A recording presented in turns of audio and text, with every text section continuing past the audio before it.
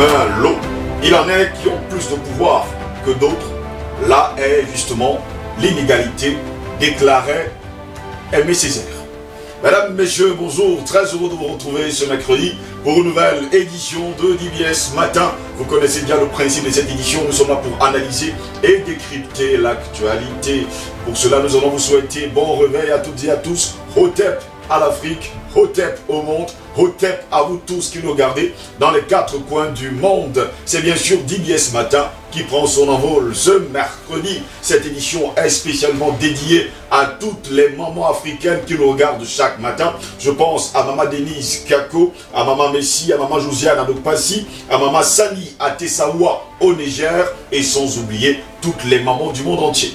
D'ailleurs, le sujet qui nous intéresse lors du débat de ce mercredi, Afrique, politique, médias, milieu d'affaires et Tessera, relais locaux de l'impérialisme mondialiste, ce sera justement notre grande interrogation. Et bien pendant ce temps, mesdames, messieurs, du côté du Mali, une manifestation contre la présence des forces françaises est prévue pour le 26 mars. En cours, là encore, voilà un autre problème.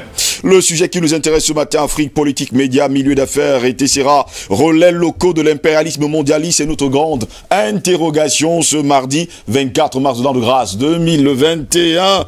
Et justement, émission dédiée à toutes les mamans qui nous regardent tous les matins. On pense à Maman Denise Kako, à Maman Messi, à Maman Josiane Andokpassi, à Maman Sani, à Tessaoua au Niger, qui nous regardent également chaque matin. Honorable Marlise Dolabel, bonjour, bienvenue à vous. Bonjour et merci de m'avoir convié et j'espère qu'avec moi vous fêterez l'anniversaire du RDPC. L'anniversaire du RDPC. Je rappelle d'ailleurs que vous êtes la communication, hein, dans la communication du RDPC, c'est d'ailleurs vous la communiquante du RDPC. Exactement, donc faites-moi le plaisir de sourire. Bon, on sourit. Une belle journée. Bon, d'accord. Bon, s'il faut sourire, bon, s'il vous plaît. Bon, on n'est pas du parti, mais bon. Non, mais j'allais dire, vous n'êtes pas du parti, mais vous appréciez certainement le travail que le parti abat et que le gouvernement implémente sur le terrain. Oui. Joyeux anniversaire au RDPC. Merci. Voilà. Apparemment, il faut que je dise joyeux anniversaire. Joyeux anniversaire au RDPC. Merci beaucoup.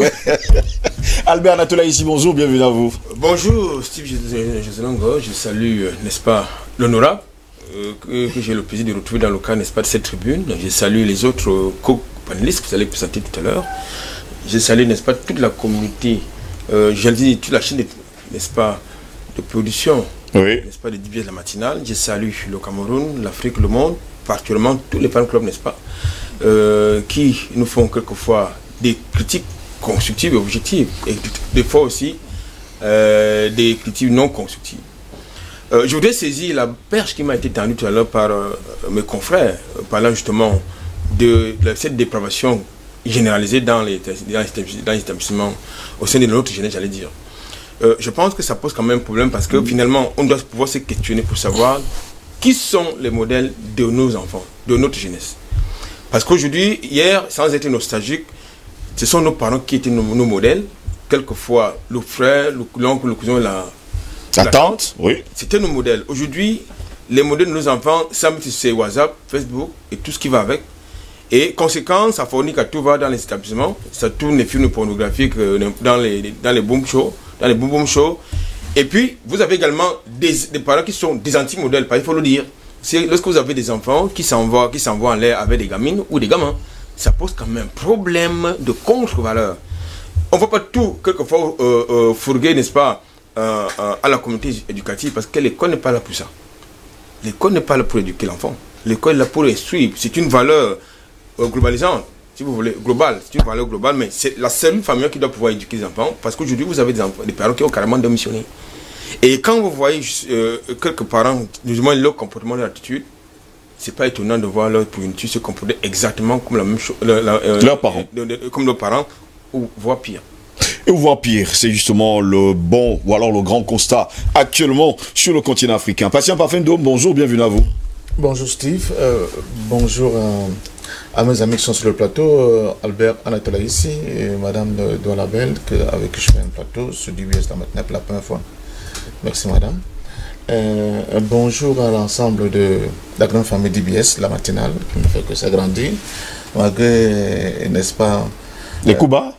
Il n'y a que des coups bas, c'est incroyable. Monsieur le câbleau opérateur, vraiment, vos histoires de couper le signal d'IBS, de ne pas le mettre dans le bouquet de temps en temps, ça ne vous honore pas du tout. C'est pas comme ça qu'on fait, on est fair play dans une compétition.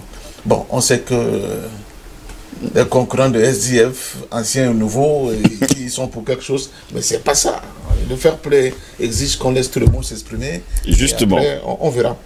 Je pense que tout à l'heure, c'est Albert Natoul qui a repris, n'est-ce pas, une thématique que vous avez développée ici lors de, n'est-ce pas, la revue de presse. Le problème aussi, c'est il est l'ordre culturel. Quand on regarde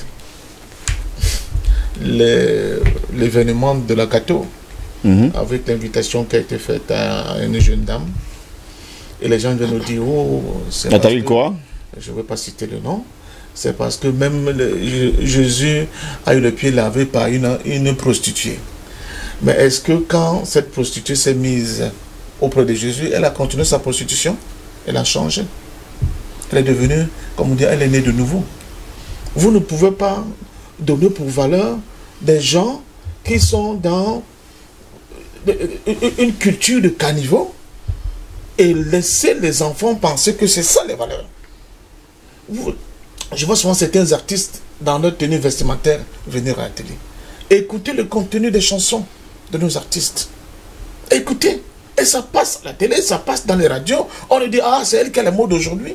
Ils parlent des choses qui n'ont aucun sens, avec une quelconque morale. La fornication, mon caleçon fait quoi chez toi? Des choses comme ça, et on applaudit. On dit, ah, vous voulez donc que ces enfants-là copient quoi? Ils copient ce que vous produisez de meilleur pour eux. Donc c'est ça le problème. Merci beaucoup, hein, patient parfait d'homme, d'être là ce matin. Rodi Tchoukouara, bonjour, bienvenue à vous. Bonjour Jocelyn Goss, bonjour à tous les co-panélistes et bonjour aux téléspectateurs. Très heureux de vous avoir, hein. C'est la première fois en tout cas pour DBS Matin, on espère vous avoir également très souvent. On va également dire bonjour à Eric Pépin Bikaï qui est également dans ce studio ce matin. Vous êtes 5 messieurs pour ce plateau et le sujet qui nous intéresse, Afrique, politique, médias, milieu d'affaires et Tessera relais locaux de l'impérialisme mondialiste, c'est notre grande interrogation. Mesdames, messieurs, bienvenue à toutes et à tous, voici le débat.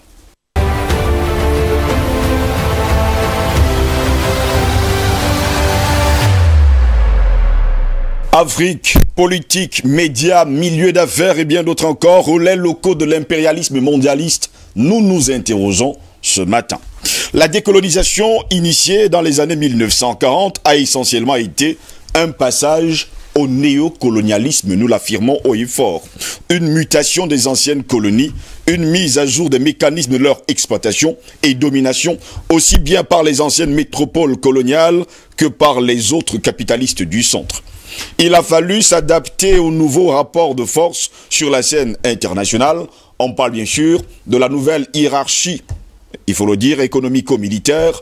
On parle également de la guerre froide qui est passée tôt dans les métropoles coloniales et au sein des territoires coloniaux. 3 à 4 décennies plus tard, la disparition du camp dit communiste a favorisé une restructuration de l'ordre mondial en fonction de la dynamique de néolibéralisation du capitalisme déclenché à la fin des années 1970 et au début des années 1980. Elle se caractérise par une aggravation permanente de l'emprise globale du capital sur la réalité. On parle aujourd'hui de globalisation et une dynamique d'abolition des précarés concernant les anciennes colonies françaises, arrière-cour, l'Amérique dite latine pour les États-Unis, etc., censée limiter la libre circulation des capitaux considérés jusque-là comme intrus. En cette deuxième décennie du XXIe siècle, il y a une circulation des capitaux dont la complexité est dans une commune mesure avec celle de l'ère des empires. Y participent aussi, de façon inégalitaire et combinée, les capitaux privés et certains anciens territoires coloniaux, jusqu'à bousculer dans certains cas la hiérarchie héritée du XXe siècle. Eh bien, sur le continent africain, les anciennes colonies ont laissé leurs enfants. Leurs enfants, ces endocolons, ont créé justement sur le continent africain plusieurs réseaux. Ils sont dans le monde politique, ils sont dans les médias, ils sont dans la société civile, ils sont dans les ONG, ils sont dans les milieux d'affaires, ils sont dans l'éducation, pour continuer à perpétrer ce que leurs maîtres dans les années avant les indépendances, faisait déjà sur le sol africain. Il continue justement la sale besogne. On nous parle tous les jours de changement, mais y a-t-il eu changement? Changement qui pousse même certains à parler ou à redouter déjà d'un impérialisme à l'envers, censé résulter de la croissance exponentielle, eh bien, messieurs, tout ce que vous connaissez d'ailleurs, hein, d'un PIB de quelques anciennes économies du capitalisme périphérique, voire de l'ancien monde dit communiste, et l'on dit en tout cas émergente, avec une focalisation sur la Chine, déjà émergée, devenue même la première économie mondiale, PIB exprimé en parité, de pouvoir d'achat, avec des investissements en croissance en Europe et aux États-Unis. Que font ces endocolons sur le continent africain? Que font-ils d'ailleurs sur les territoires africains? Voilà pourquoi ce matin nous nous interrogeons. Politique, médias, milieu d'affaires et relais locaux de l'impérialisme mondialiste, c'est notre grande interrogation. Patient parfum d'homme, on se pose toujours des questions. On nous a dit dans les années 60, bon, on va le dire entre guillemets, que les pays africains étaient souverains. Certains d'ailleurs ont eu leur indépendance. Une indépendance, toujours entre guillemets. Mais seulement, ces pays ont voulu démarrer, en tout cas, faire de leur pays des joyaux architecturaux et surtout avec une économie très grande et très bonne. Seulement, on se rend compte d'une chose aujourd'hui, c'est qu'au sein même de nos États, ils sont nombreux ceux qui travaillent encore pour le compte des anciennes colonies. Je pense que vous posez la problématique des rapports des uns des autres avec la construction de ce que peut devenir ou bien est un pouvoir. C'est le pouvoir qui en réalité régente tous ces milieux que vous avez évoqués, la politique, les médias, les affaires. Les gens qui sont au pouvoir, ils essaient de le conserver en essayant de créer autour, n'est-ce pas, une espèce de socle qui leur permet de résister au temps et de conserver ce pouvoir. Et ceux qui sont à l'extérieur du pouvoir, qui essaient eux aussi, d'une certaine manière, de se construire, n'est-ce pas, un tremplin avec tous ces éléments qui vont leur permettre de se projeter en avant pour pouvoir acquérir le pouvoir. Là où la situation devient un peu plus compliquée pour les Africains que nous sommes, c'est le caractère, j'allais dire, d'une relation plus ou moins incestueuse entre la plupart de ces éléments qui constituent ce que j'appelle le pouvoir et un centre, peut-être invisible, mais qui agit avec une violence incroyable sur nous et qui déstructure tout. Il déstructure la morale, il déstructure la société, il déstructure nos économies, nos politiques, qui nous empêche d'avoir une sécurité sur le plan militaire qui soit à la hauteur de ce que nous voulons, n'est-ce pas, pour nous et pour nos enfants. Conséquence, nous plongeons dans la misère, nous dépendons des autres. Nous validons encore la thèse chère à Samir Amin du centre et de la périphérie. Oui. Nous sommes comme les obligés des autres, au point où c'est ceux qui sont les plus malins, les plus intelligents, pour pouvoir se rapprocher, n'est-ce pas, du centre, qui ont la capacité de donner l'impression qu'ils existent. Vous avez suivi dernièrement, M. Macron a invité un certain nombre d'intellectuels, commençons par eux, n'est-ce pas, pour soi-disant discuter et essayer d'avoir leur avis sur l'Afrique. Et parmi ces intellectuels, il y avait Achim Bembe, dont j'ai beaucoup adoré. Mais à la question de savoir qu'est-ce que ces gens sont allés faire avec Macron, c'est la grande interrogation. Je pose beaucoup de questions. Est-ce que Macron ne sait pas ce qu'il y a à faire pour nous les Africains? Est-ce que Achim Bembe ne sait pas ce qu'il y a à faire pour l'Afrique? Est-ce que ces gens-là qui sont allés rencontrer Macron, ils ont le courage, parce que l'invitation était, comment on dit ça, elle était publique, de nous faire un bref compte rendu de leur discussion avec M. Macron, honnête et sincère? Bon, on en vient sur le plan local. Et il y avait à un certain moment une impression comme s'il y avait des espèces de sous-comités de rédaction de France 24, de RFI et des médias occidentaux au niveau du média. Vous voyez des médias qui se disaient privés, qui se disaient des médias patriotiques, des médias au service de la nation, mais qui reprenaient pratiquement mot par mot les argumentaires développés par ces médias mainstream pour les appliquer chez nous.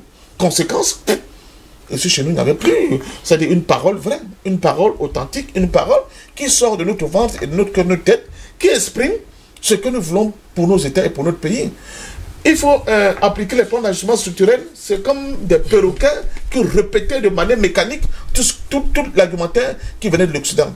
Il faut que le FMI et la Banque mondiale soient considérés comme les deux grandes banques d'essence effective où tout le monde doit passer pour valider les choix économiques de nos pays. Ils le répétaient à un plan fini comme des perroquets femelles, de perruches. Donc, etc.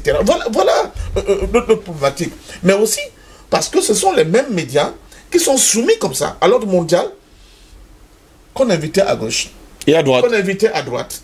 Qui pouvaient aller ici. Qui pouvaient aller à l'ONU. Et qui revenaient avec des concepts tellement éculés qu'on se posait la question si nous vivons dans le même pays, dans le même continent. Maintenant, je pense qu'il y a un renouveau médiatique, un renouveau culturel. Et je n'ai pas oublié le monde des affaires. Je vous ai parlé hier de l'affaire de Dan Gettler. Oui. Ce sulfureux homme d'affaires israélien qui a pu, comment dire ça, reçu la prouesse de compromettre une banque, Aflanfes Bank, vous l'avez dit hier, oui, pour faire passer frauduleusement, en fait pour blanchir, de l'argent, il faut le dire. De l'argent qu'il a acquis de manière frauduleuse au niveau de la République démocratique du Congo, à se poser la question, mais même dans le monde des affaires, une banque comme Aflanfes Bank qui était plus ou moins la fierté des Africains, je veux dire d'abord des Camerounais, on la retrouve embourbée dans de la gadoue. À ce niveau, on se pose que finalement, à qui devons-nous faire confiance parmi ces happy few qui nous dirigent dans tous les secteurs, n'est-ce pas, de la vie politique et publique de nos pays. Donc je pense sincèrement que le nœud du problème, j'allais dire la racine de ce mal, vient de la manière, pour la plupart, je ne dis pas tous, mais la manière pour la plupart de nos États, comment nous avons accédé aux indépendances. Quand vous avez des pays où les gens ont l'impression que c'était le bon vouloir de colonial master de leur octroyer l'indépendance, ils ont créé une couche, ils ont créé une élite qui est complètement comme un chien couchant devant l'impérialisme. Mais quand vous avez aussi d'autres pays où les gens se sont battus, ils ont vraiment donné de leur sueur, de leur sang pour acquérir cette indépendance-là, dont ils ne doivent rien pratiquement à personne. Vous avez notre type, n'est-ce pas, de réflexe, notre type de réaction de cette élite-là par rapport aux enjeux de l'heure. On parle du Vietnam. On parle du Vietnam de temps en temps. Mais regardez ce pays, le Vietnam, qui a subi 2 violentes guerres. Mais regardez le comportement des intellectuels vietnamiens dans tous les niveaux là que vous avez évoqués, politique, médias, et milieu d'affaires. Aujourd'hui dans le monde, ils font tout pour aller à la conquête de ceux qui n'ont pas l'extérieur pour ramener chez eux. Alors que le Vietnam, excusez-moi, ce n'est pas les insulter, mais ce n'est pas un aussi grand pays. Regardez Cuba. Regardez les autres, même les pays anglophones qui essayent. Quand je parle de Kenya, par exemple, les gens rigolent ici. Mais regarde comment ces gens-là se comportent vis-à-vis, n'est-ce pas, de l'extérieur. Mais quand vous entrez, le terme précaré que beaucoup n'aiment pas, mais malheureusement qui existe encore, en attendant qu'on abolisse avec les accords coloniaux, les bases militaires, le franc CFA, n'est-ce pas? Mais quand vous regardez un peu dans cet espace-là, comment ça se passe, c'est à qui dit, oh, excusez-moi, je n'étais pas là parce que madame allait faire notre dernier bébé, mais c'est à Paris que ça se passe, vous savez, bon, à vos hôpitaux là, alors que c'est eux qui sont au pouvoir. Ils sont incapables de comprendre qu'il y a un problème. Donc cette corruption vient de là. Oui. Et puis maintenant, pour sortir, je vais revenir plus tard, le moment le plus ultime de la corruption dans nos États, de ces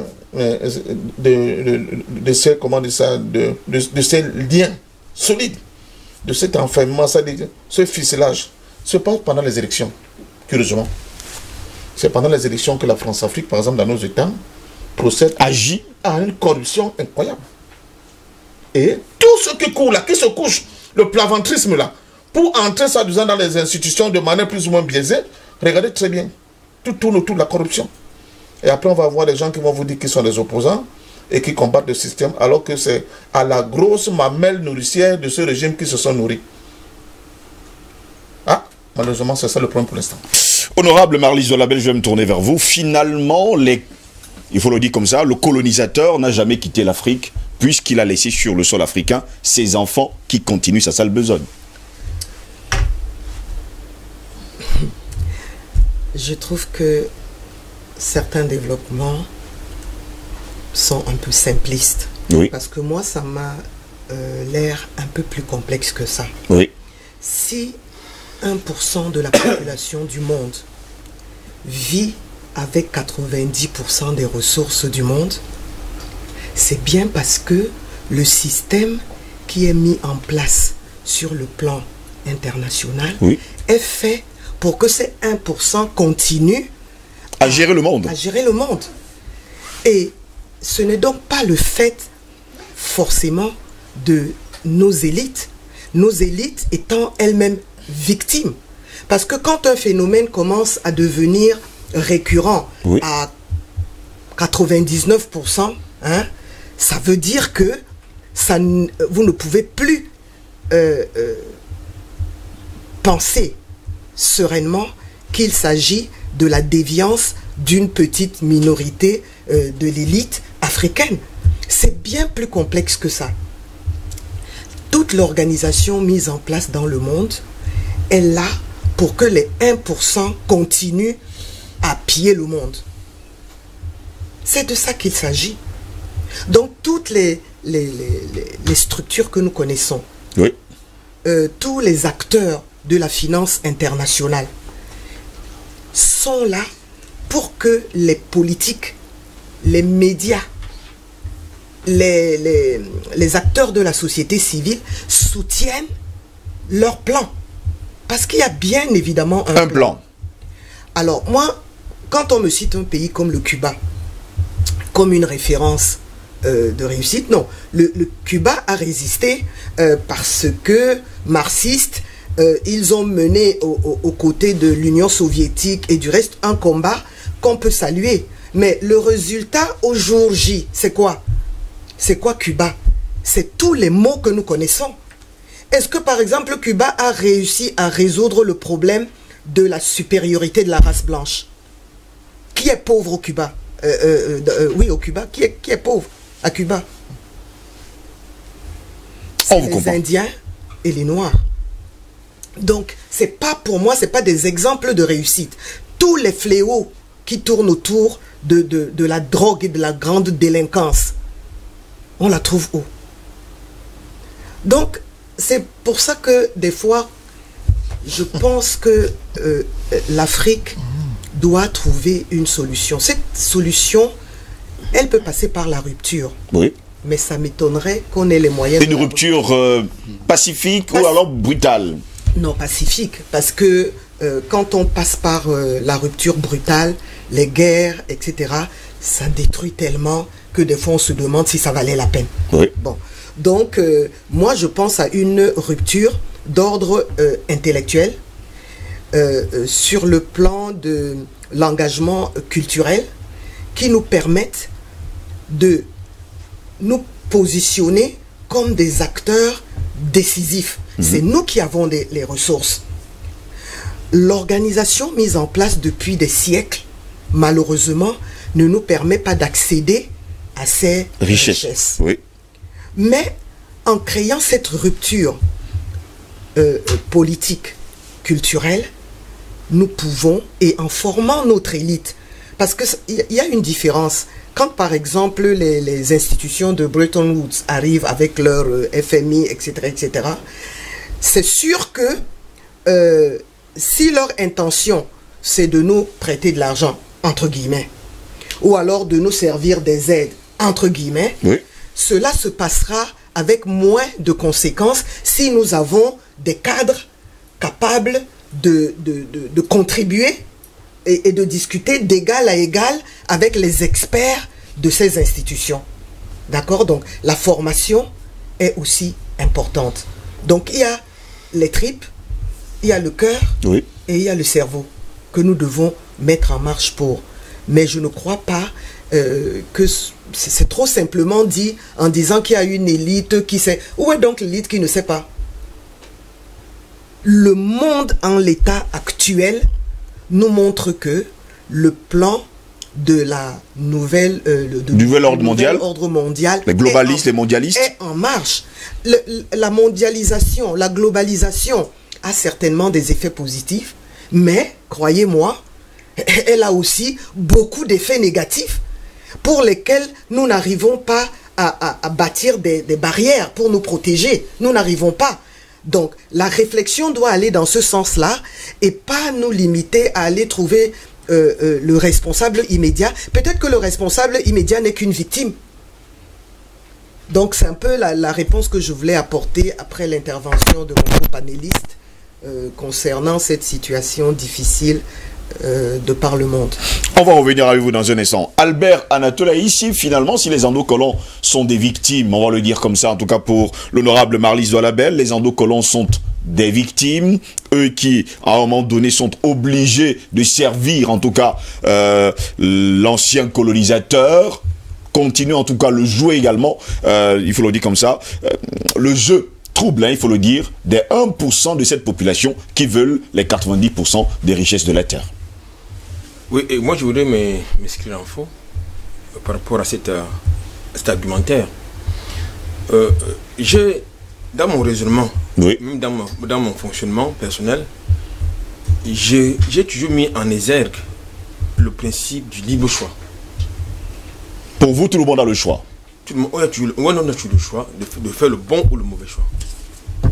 Je pense que c'est le libre arbitre, si vous voulez. Oui. On a toujours cette liberté. La problématique que vous mettez sur la table pose à mon sens deux choses. D'un côté, vous avez la France-Afrique et ses métastases. De l'autre côté, vous avez le nouvel ordre mondial. Mais je vais commencer par la France-Afrique, puisqu'il y en a qui ont annoncé sa fin. Ce qui n'est pas encore le cas, malheureusement. Tout à l'heure, vous avez convoqué un événement qui vient de se passer à l'Élysée, entre autres. Je voudrais insister sur les relais locaux. Parce que vous avez convoqué un certain nombre d'acteurs sociaux. Je parle justement des relais locaux. Je me pose d'ailleurs la question de savoir. Vous avez convoqué un certain nombre d'acteurs locaux et actifs, c'est-à-dire les milieux d'affaires, les hommes politiques, les médias. Mais vous avez également oublié de convoquer les universitaires, et pas c'est important. Les intellectuels, si vous voulez. Oui. Parce qu'ils jouent un rôle très très prépondérant dans cette affaire-là. Donc, en fait, le colon, il est parti, mais il n'est pas parti. Ça dit qu'il a laissé sur place la preuve, c'est que l'administration qui sous-tend la gestion de nos États, notamment dans l'espace francophone, et le copier-coller justement de la constitution française et de la structuration de la société française. C'est exactement ça. Il n'y a rien qui a été inventé, qu'on a réinventé, ou bien on s'est tout approprié, on s'est réapproprié tous les métastases de cette affaire.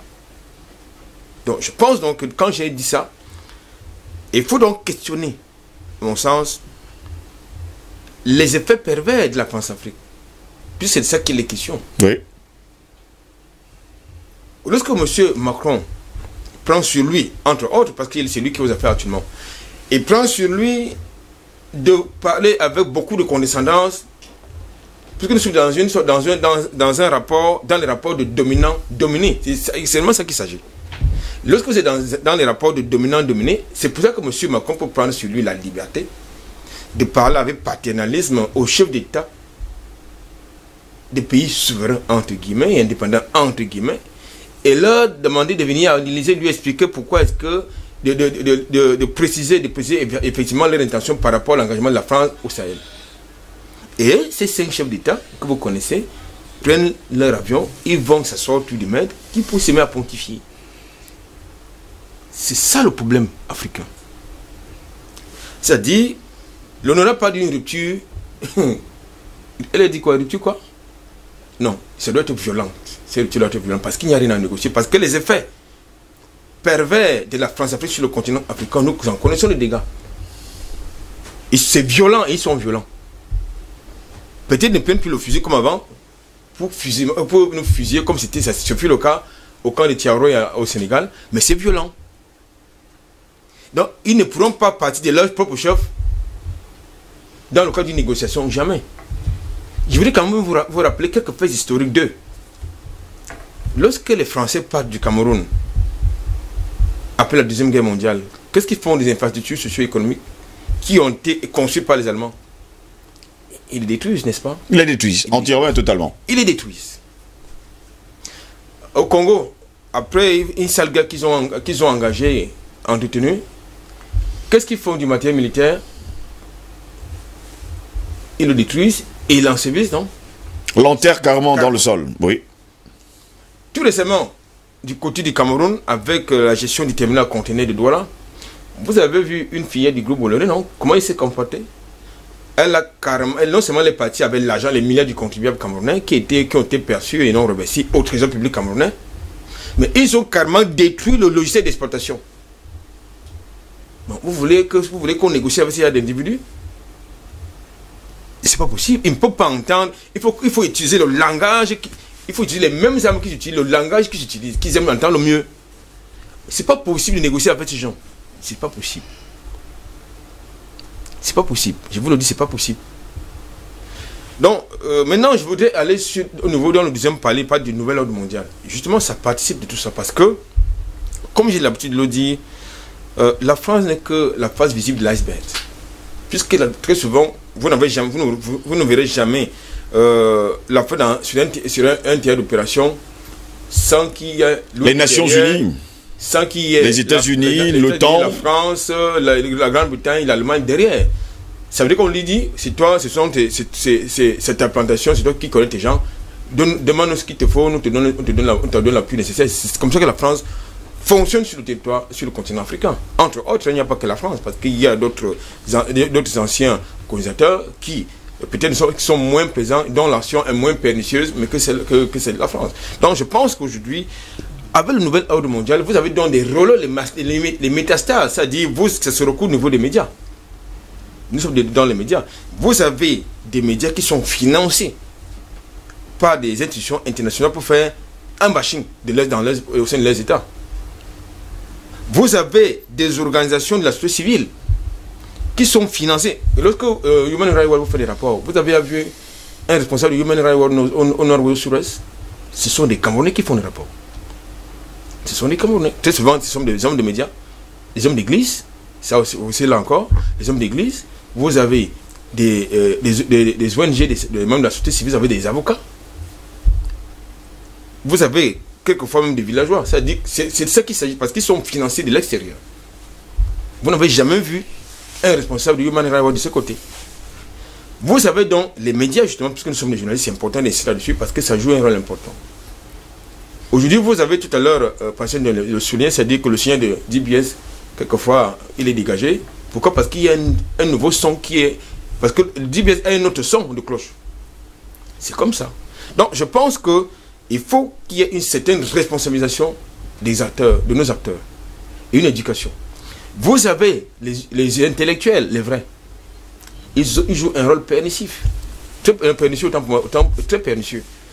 La preuve, très souvent, certains ont fait les études à la Sorbonne, à Bordeaux et tout ce que vous voulez. Donc, ils ont gardé des relais. La preuve, vous avez des hommes politiques sur le continent africain d'une manière générale, notamment dans l'espace francophone. Quand il veut prétendre à un fauteuil présidentiel, qu'est-ce qu'il fait? Il fait d'abord le tour de la planète, non? Il va se faire adouber, en tout cas. Il fait le tour de la planète. Il n'y a pas très longtemps, vous avez vu un candidat du côté du Niger qui a fait d'abord qui allait prendre sa feuille de route du côté de Paris. Il faut lui donner son nom, c'est Mohamed Bazoum. Avant le second tour. Avant le second tour. Dans l'entretour. Donc je pense que il faut qu'on soit sérieux. Et je crois que le plus grand danger de l'Afrique, ce sont ses ennemis intérieurs. Ce sont ses ennemis intérieurs, c'est le plus grand danger, parce que ceux qui viennent de l'extérieur, on peut les contenir. Mais ceux qui viennent de l'intérieur, quelquefois, c'est votre voisin. C'est votre voisin, on vous comprend bien, Albert Anatola ici. Rodik Tchekwara. En tout cas, les ennemis de l'Afrique sont à l'intérieur, et c'est ceux qui continuent, en tout cas, le sale travail des Occidentaux, le sale travail de colonisateurs, eux qui continuent justement à relayer. Voilà pourquoi nous nous interrogeons dans ce matin. Est-ce les relais de l'impérialisme globaliste? Bon, les relais sont à l'intérieur. On est tous d'accord, et c'est un fait indéniable. Je me réjouis que l'idée, l'avis de Anatole ici rejoint la mienne, parce que je fais partie de ceux qui pensent que la faute nous revient effectivement. Oui. Et que si nous devons évoluer, nous devons faire une introspection. Oui, faire une introspection et travailler sur nous-mêmes.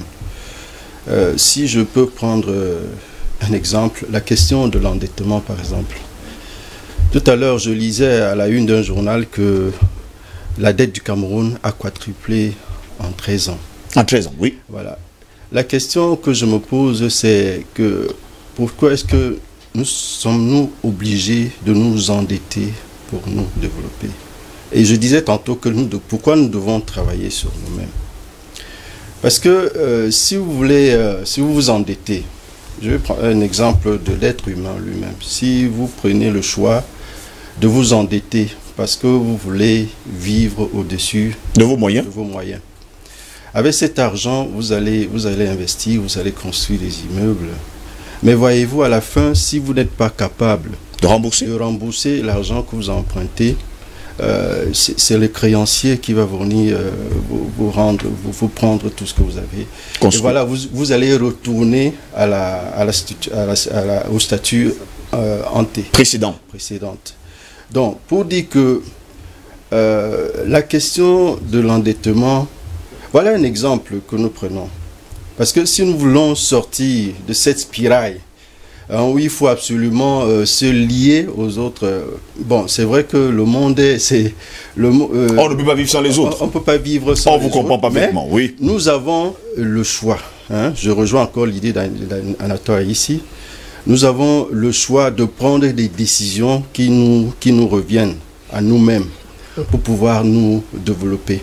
Parce que la question, c'est quoi? C'est que à défaut de s'endetter pour travailler, la décision qu'on peut prendre, c'est que il faut travailler avec les éléments locaux. On a des chefs d'entreprise à l'intérieur du pays. On a des entreprises qui produisent de la richesse, qui emploient des gens et qui produisent des impôts. Vous devez développer des mécanismes à l'intérieur de vous-même pour trouver les ressources de vos propres développements. Au lieu de se lier aux autres qui vont vous emprunter de l'argent et vous allez rester dépendant et ad vitam aeternam. Donc voilà ce que moi je pense de cette idée. Nous devons travailler sur nous-mêmes et vraiment faire à ce que ne plus dépendre du système néocolonial. Ne plus dépendre du système néocolonial. Messieurs, il y a une... D'ailleurs, c'est Patient Parfait d'Homme qui a relevé ce détail. On va regarder la vidéo ensemble de ce qui s'était passé justement du côté de la République démocratique du Congo avec Afriland First Bank, avec cet homme justement qui passe la majeure partie du temps à blanchir de l'argent en passant justement par cette banque avec la complicité de la réalisation. On va regarder un bout et nous allons comprendre. L'histoire que je vais vous raconter, c'est celle incroyable de Navi Malela. Cet informaticien congolais a dû fuir son propre pays et se réfugier en Europe après avoir dénoncé les pratiques de sa banque. Ce sont des irrégularités énormes qu'on a dénoncées. Je suis fier d'être ce lanceur d'alerte, d'être ce Congolais qui puisse dire non à la mise à mort de mon pays. S'il faut le refaire, je le referai. Son parcours n'a rien d'un Snowden ou d'un Falciani. Lui, c'est dans cette petite agence bancaire d'Afriland à Kinshasa qu'il travaillait lorsqu'il est devenu lanceur d'alerte. En 2018, il était installé à son bureau comme tous les jours lorsqu'il voit passer dans le couloir Dan Gertler, l'une des plus grosses fortunes mondiales. Moi, je l'ai connu quand j'ai suivi un documentaire sur YouTube qui parlait de lui en tant que magnat des minerais au Congo. Ça m'a étonné de le voir dans nos installations. C'était la première fois. J'ai posé la question à l'autre collègue, à Grady Coco. Je lui ai dit, est-ce que tu connais ce monsieur? Il m'a dit non. Je lui ai dit, si ce monsieur commence à revenir dans notre banque, on aura des sérieux problèmes. Cuivre, diamant, cobalt, c'est bien simple en RDC, rien ne lui échappe, il a bâti un empire en rachetant des permis miniers à très bas prix pour les revendre à prix d'or à des compagnies internationales comme Glencore. Comme le prouve ce document du Trésor américain, rien qu'en 2 ans, il aurait fait perdre plus d'1,36 milliard de dollars au peuple congolais. Résultat, les États-Unis l'ont placé sous sanction dès décembre 2017. Ça signifie qu'on ne peut pas travailler avec cette personne. Ça, c'est clair et net. Pourtant, quelques mois plus tard, c'est bien ce même Dan Gertler que Navi Malela a rencontré dans les couloirs d'Afriland à Kinshasa. Il constate que des millions de dollars sont déposés sur des comptes des proches de Dan Gertler. Pour contourner les sanctions, ces dollars sont convertis en euros puis réexpédiés à l'étranger. Navi Malela tente alors d'alerter sa direction, il écrit des rapports, mais rien ne se passe. Il décide alors d'agir. J'ai pris encore le risque d'envoyer les mêmes informations au vice-président du groupe. Et il m'avait promis une descente donc à Kinshasa pour une mission autour de ces informations. Mais jusqu'à mon départ du Congo, cette mission n'a jamais été effectuée. Grâce à lui, nous avons pu éplucher des milliers de documents bancaires, une fuite de grande ampleur qui fait des vagues jusqu'en Suisse car le siège de la holding d'Afriland n'est pas à Kinshasa, mais à Neuchâtel. Oui, vous avez bien entendu, à Neuchâtel. Évidemment, je me suis rendue sur place, mais vous allez le voir, aucune trace de banque. Bonjour, je cherche la banque Afriland. Oui, c'est bien ici? Oui et non, mais attendez. Oui et non. Je vais poser ça. Pardon. Pas de souci. Oui. Je suis journaliste pour la RTS et je cherche la banque Afriland. Alors, en fait, ils sont pas là physiquement, en fait. Voilà, ils ont leur adresse ici. Vous redirigez le courrier, c'est juste ça que... Ok. Et vous avez entendu que cette banque, elle est soupçonnée d'avoir contourné les sanctions américaines, d'être liée à des scandales de corruption, etc. Non, après, voilà, non. Et on n'a pas autrement des contacts avec eux. Merci beaucoup. Bonne journée à vous. Ne manquez pas notre enquête complète. Messieurs, vous avez suivi justement cette vidéo avec nous. On parle de monsieur Malela. Et sans oublier de Dan Gardler, l'une des plus grandes fortunes du monde, qui blanchit de l'argent du côté de la République démocratique du Congo. C'est plus d'1 milliard, 1,36 milliard de dollars. Il faut le dire, qu'il a fait perdre au Congo. Ça, pour l'instant, ce ne sont que des chiffres que notre journaliste nous donne là. Mais on va par exemple dire que c'est plus que ça. Et voilà justement un autre problème. Je reviens justement sur notre sujet ce matin, les relais locaux de l'impérialisme mondialiste. Parce que jusqu'à preuve de contraire, M. Malela déclare haut et fort qu'il a fait des rapports, mais qui n'ont eu aucun succès. D'ailleurs, maman lui a promis que le directeur général, le grand banquier, viendrait sur le sol congolais, mais il n'est jamais venu. Donc, on comprend quand même qu'il y a des complicités au sein même de nos États. Mais, tout à l'heure, quand j'écoutais madame développer, j'avais envie d'éclater de rire. D'abord, je tiens à féliciter madame, cadre du RDPC, mais qui apparemment, pour l'instant, n'est pas connue dans une quelconque affaire. Parce que c'est la chose la mieux partagée parmi ses anciens. Non, madame Marie-Jola, elle n'est pas là-dedans. Vous êtes du même avis, juste que vous ne vous comprenez pas. Allons-y. Je vous dis, n'allez pas chercher dans le Congo loin. Oui. Ses propres camarades. Un a été ramassé au niveau du Nigeria, avec des milliards en poche. Il était en fuite. Il est actuellement à Kondengui. Quand le président Paul Biya lui-même, il dit aux gens, faites attention, sinon vous allez rendre gorge. Il ne parle pas, ce n'est pas une vue d'esprit. C'est des choses réelles qui existent. Donc, alors, apparemment, eux aussi sont des victimes. C'est là qui pillent les caisses d'État. Non, faisons attention, ce n'est pas eux les responsables, ce sont plutôt des victimes de ce système mondial et mondialisé qui existe. Mais soyez sérieux. Qu'est-ce que nous voulons? Qu'est-ce que nous voulons? Donc, je continue de dire, madame, que oui, il y a ce que j'appelle souvent sur le plateau, je l'explique tout le temps, la contradiction première. C'est ce que nous connaissons. C'est cet impérialisme, cet ordre mondial, c'est ces happy few sur le plan mondial qui constituent 1 à 2% et qui ont 90% de nos richesses. Mais il y a la contradiction secondaire, constituée de nos propres frères, qui... Elle ne l'a pas nié, hein. Mais oui, mais dont on ne peut pas les dédouaner. Ils ont, comme Anatole l'a dit, c'est une question de choix. Ils ont fait un choix. Le choix de la collaboration, n'est-ce pas, avec ces élites mondialisées. Ils ont fait le choix de participer à leur manière, de manière active au pillage de leur continent, de leur pays, au détriment de leur peuple. C'est ça le problème. Vous ne pouvez pas blanchir tout ce monde-là. Et ça, c'est très très dangereux d'essayer de le faire. Les victimes du nouvel ordre mondial, j'entends des curiosités. Et non, ce ne sont pas les victimes du nouvel ordre mondial. Ce ne sont pas des victimes, ce sont des complices de ce nouvel ordre mondial. Sur tous les plans. Ils sont dans les ordres ésotériques, mystico-religieux, ils sont dans ceci, de cela et cela. Ils sont là-dedans, on leur donne des instructions, allez faire comme ça, si vous voulez avoir tel poste, et ils le font. Ils oublient même d'où ils sont venus. La plupart, quand on remonte 40-50 ans en arrière, ils avaient encore des chics aux pieds. Excusez-moi les termes, mais c'est la vérité. Donc ils ont vécu dans des conditions, n'est-ce pas, presque misérables. Mais parce qu'on leur a dit, oh professeur, oh docteur, oh grand commis, oh grand ministre, ils changent complètement, ils n'est plus avec vous. Vous voyez? Donc c'est ça le problème. Le problème de fond dans cette affaire-là, je l'ai dit à l'entame excusez-moi, je n'aime pas les mots que tout le monde utilise au début de mon exposé, la première partie, que c'est la manière dont nous sommes arrivés à l'indépendance. C'est une question de choix. On a donné l'indépendance aux gens qui n'avaient aucune estime, aucune ambition, ni pour leur peuple, ni pour leur pays. Et aucun patriotisme. Pour le continent. Nous avons la question du contentieux historique. Je reviens souvent là-dessus. J'étais très amusé dernièrement d'écouter un responsable de la commission de bilinguisme et du multiculturalisme revenir sur cette question du contentieux historique. Tant qu'on n'a pas pugé cette question-là, effectivement, on va continuer à avoir des choses comme celles que nous avons là.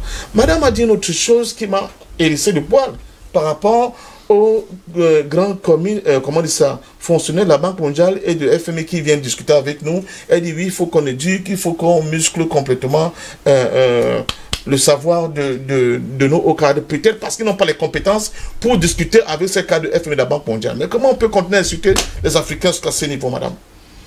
Monsieur Frédéric Kodok, vous savez que je ne porte pas beaucoup à cœur d'autres problèmes. Mais il a vu débarquer un jour dans son bureau deux petits blancs becs, venant de expliquer l'économie. Il leur a dit, vous êtes malade? Sortez de mon bureau. Sortez de mon bureau. Qui êtes-vous? Vous avez fait vos études d'économie où? Vous connaissez l'économie africaine et camerounaise mieux que moi? De quoi vous parlez? Donc ce n'est pas une question de compétence, je continue de le dire, nous avons des compétences. J'estime que madame elle-même est une compétence. Comment on peut s'auto-flageller comme ça éternellement? Nous avons des compétences, le problème, c'est la volonté politique de mettre en marche un certain nombre de mécanismes pour que nous puissions nous-mêmes choisir notre voie. On peut se tromper, on peut tomber, mais on va finir par se relever. C'est ça la marche du monde. Ce soir, pas la question de Cuba. Oui, chaque société a ses propres dynamiques. Mais n'insultez pas Cuba, c'est trop grave. Je commence par le tour de sang. On a Ebola dernièrement en Afrique de l'Ouest. Sans les médecins cubains, on aurait encore eu des milliers de morts. En Angola, quand l'Afrique du Sud raciste décide de tout dévaler, jusqu'au même au niveau du Cameroun, c'est une opération montée par les Cubains qui vont bloquer complètement cette ambition, n'est-ce pas, de Peter Botha et de ses amis. Des centaines, voire des milliers de Cubains sont morts. Vous ne pouvez pas insulter un peuple pareil. Vous ne pouvez pas. Au point où même avec la première phase du coronavirus, on a vu des médecins cubains aller sauver les Italiens. Voilà un peuple. Dites ce que vous voulez. Mais qui a la capacité d'apporter sa contribution, n'est-ce pas, au bien-être de l'humanité. Nous les Africains, malgré nos intelligences, malgré nos richesses, nous sommes assis sur des tas, n'est-ce pas, de minerais. On en parlait encore hier. On a découvert encore, je vous ai donné l'information aussi, comment dire ça, un site riche en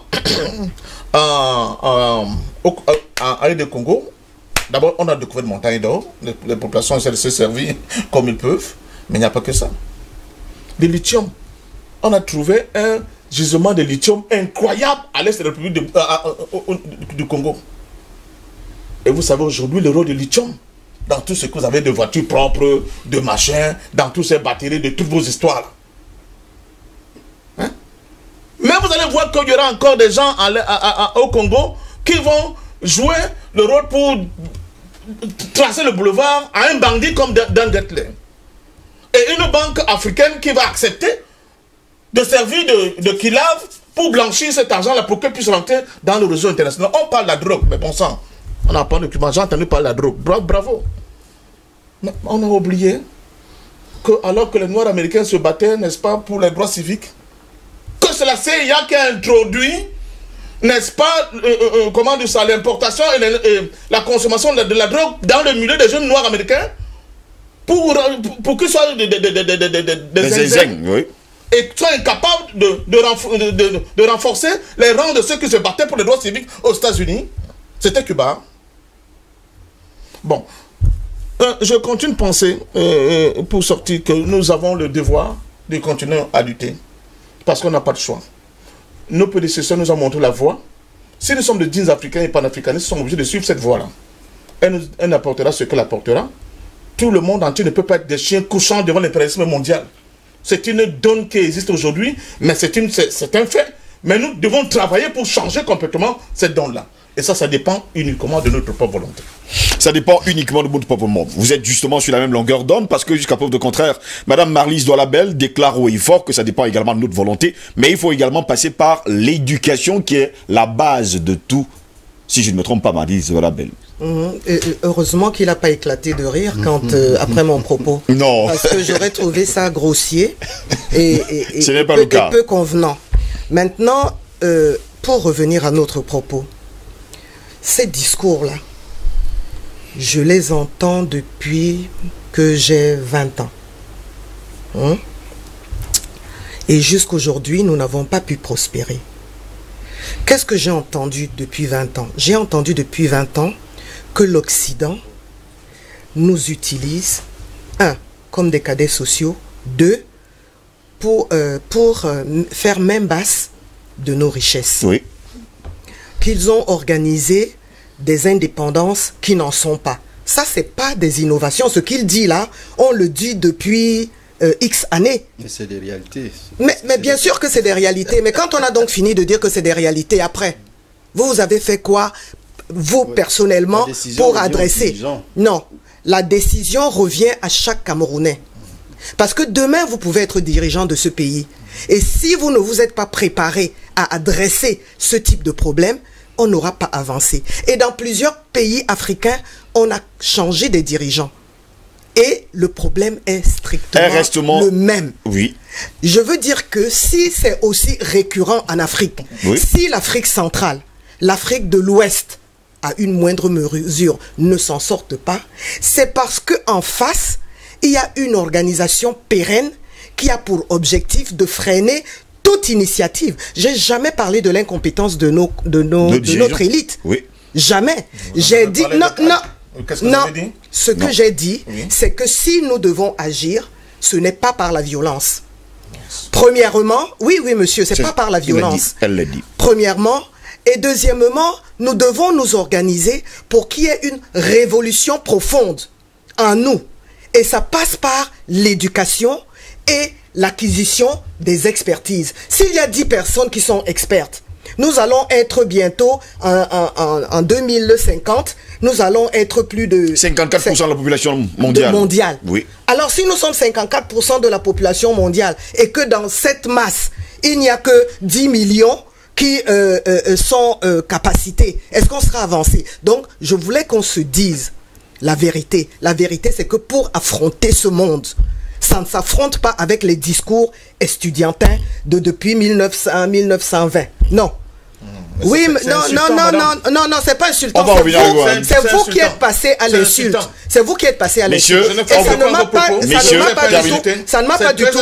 Excusez-moi. Vous avez été incorrect parce que tout de suite, non, je ne l'ai pas dit. Vous avez dit qu'on manquait de cadre. Non, jamais, je ne l'ai pas dit. Les gens vont nous réécouter.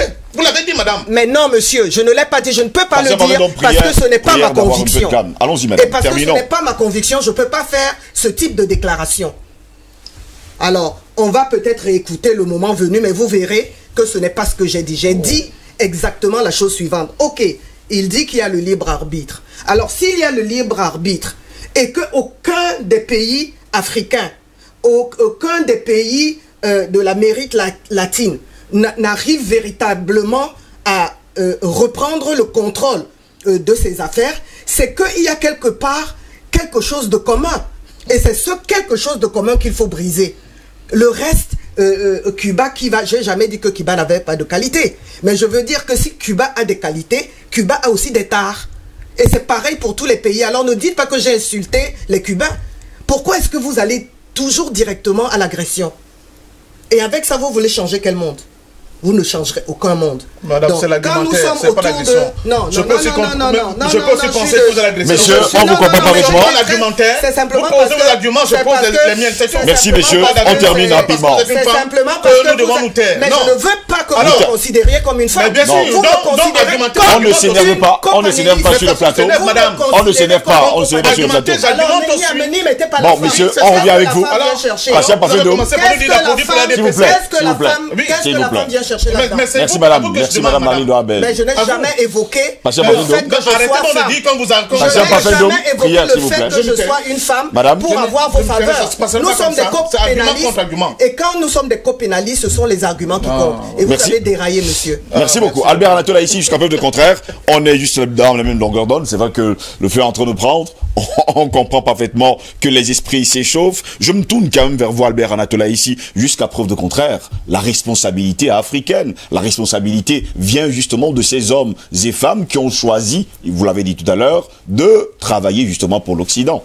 En tout cas, pour Marlys Doualabel, il faudrait d'abord éduquer, comprendre que, jusqu'à preuve de contraire, nous avons un ennemi commun et il faut le combattre. Écoutez, nous avons vous avez à l'échelle mondiale, oui. Vous avez ce que je pourrais appeler les relations ou les rapports de connivence, et vous avez des rapports d'intérêt. C'est vrai que les éléments historiques qu'on voit l'honorable peuvent être pertinents, mais l'Algérie a fait comment? Comment est-ce que l'Algérie a fait pour sortir du bourbier colonial?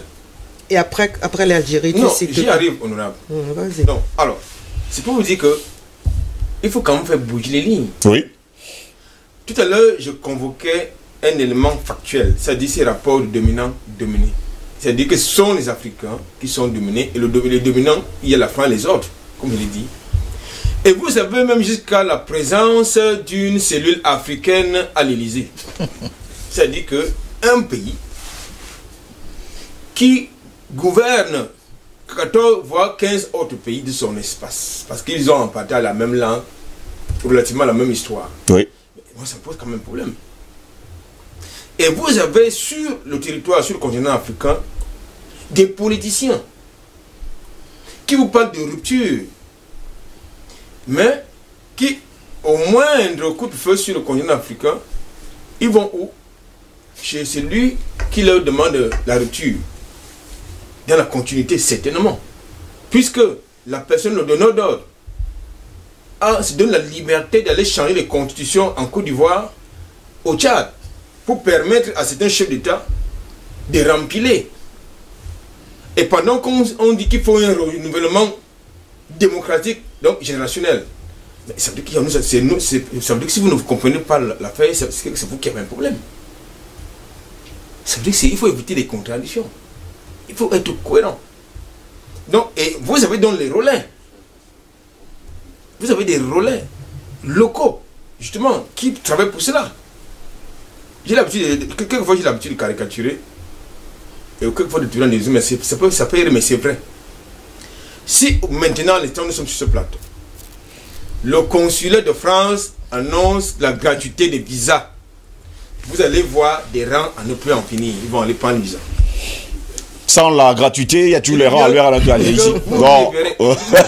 Sans la gratuité des visas, il y aura toujours les rangs. Hein, les rangs ne seront pas aussi impressionnants, mais je dis que si on annonce la gratuité des visas français, britanniques et consorts, vous allez les voir aller courir prendre le visa. Parce que justement, et là, ça se pose le problème d'éducation. L'éducation politique. D'abord, et l'éducation citoyenne. Parce qu'en fait, il faut comprendre comme une chose, que tout est ici. Même l'aide qu'on dit qu'on accorde au continent africain, c'est la contrepartie n'est-ce pas, du produit du pillage qui revient sous forme d'aide. Est-ce qu'un pays a besoin d'une aide pour se développer? Je ne pense pas du tout. On doit pouvoir avoir des solutions endogènes, je précise ici là-dessus. Mais lorsque le GICAM demande aux MEDEF de venir investir au Cameroun, moi, ça me pose un problème. Puisque nous parlons du milieu d'affaires. Oui. Lorsque le GICAM demande au MEDEF, et nous connaissons qu'en France, sur le continent africain, ces gens-là, ils font tout, sauf investir. Vous croyez qu'ils vont venir investir? C'est là. Alors qu'ils sont dans les problèmes eux-mêmes, qu'ils ne parviennent pas à résoudre. Ça veut dire que nous sommes dans la perpétuation l'endocolonial, du néocolonialisme avec ses métastases locales. Oui. Ça se passe, c'est vrai au Cameroun, au Gabon, au Sénégal, au Mali, partout où vous avez en partage la langue française. C'est la réalité. Faites, n'est-ce pas, le classement des pays les mieux développés, les plus développés du continent, aucun pays francophone. Les 10 premiers. Eh bien, aucun. Tu fais les 10 pays, aucun pays francophone.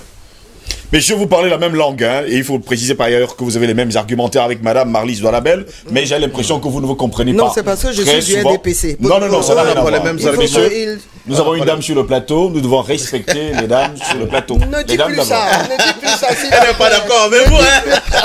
Nous devons respecter les dames. Il faut éviter les discussions viles sur le plateau. Roy Tchokwa, jusqu'à preuve de contraire, il faudrait quand même que nous sachions une chose simple. c'est qu'il faut quand même trouver des solutions. Pour Madame Marlise Doualabel, il est l'heure de trouver des solutions et ça passe par l'éducation. Effectivement, j'ai retenu trois mots dans son discours. Il y a la décision, oui. Il y a la révolution et il y a l'éducation. L'éducation.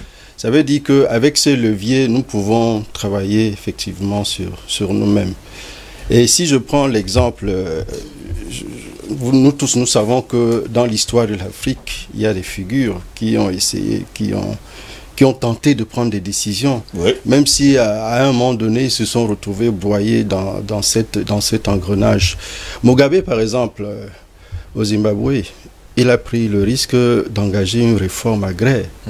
Qu'est-ce qu'il a fait?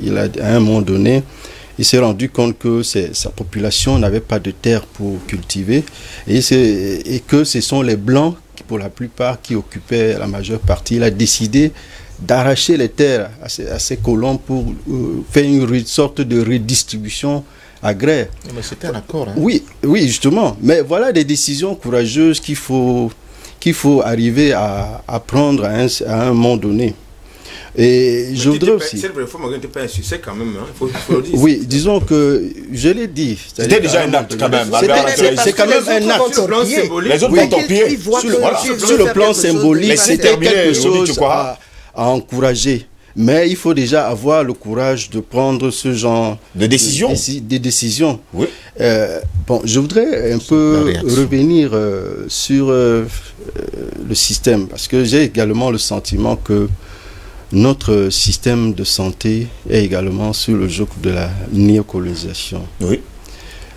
Parce que quand nous regardons comment cette pandémie du Covid-19 est gérée, on a le sentiment que déjà le système de nos hôpitaux, moi je ne comprends pas comment quand des personnalités sont malades, ils vont à l'étranger se soigner. On est obligé de les évacuer. Alors que nous avons des médecins chevronnés, nous avons des docteurs ici. Nous avons un ministère de la Santé. Pourquoi est-ce qu'on est obligé d'évacuer tous les temps les malades en Occident? Ça, c'est le premier point. Il y a un autre point, la question des médicaments. Vous allez constater que dans nos pharmacies, les médicaments sont devenus de plus en plus coûteux. Oui. Et alors que pour le système de traitement, pour ce qui concerne la question du Covid, nous avons quand même des tradipraticiens qui ont mis sur pied des médicaments, qui ont de protocoles. Hein. À l'exemple de Monseigneur Samuel Cléda, j'ai suivi ce matin notre ministre de la Santé dit qu'il était en réunion hier avec certains tradipraticiens. Et effectivement, le but c'était de réfléchir comment trouver des solutions endogènes pour pouvoir lutter contre cette maladie. Et il disait aux tradipraticiens qu'il lui arrive effectivement de prendre ces décoctions, mais que parmi eux, il y a des charlatans qui font que parfois, à un moment donné, on ne leur fait pas confiance. Mais pourquoi ne pas donc encourager? Moi, je sais quand même que pour la solution de Monseigneur Cléda, je crois qu'il y a des conventions qui ont été signées avec certaines formations hospitalières pour effectivement donner son produit aux patients.